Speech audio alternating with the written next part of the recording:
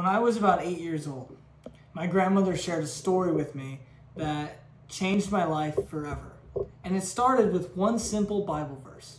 And that verse is Galatians 5:22. And it says, "But the Holy Spirit produces this kind of fruit in our lives: love, joy, peace, patience, kindness, goodness, faithfulness, gentleness, and self-control. And there is no law against these things." So impactful for me is because I was trying to decide, what type of man do I want to grow up and become? And when she was reading the characteristics of this person, I'm like, what do I have to do to become that man? And she explained to me about having a relationship with Jesus and inviting him into my heart. And that was the day that I said, all right, let's do it. Let's move forward with that. And to this day, my goal is that when people meet me, those characteristics of the fruit of the Spirit, that's what they know me by.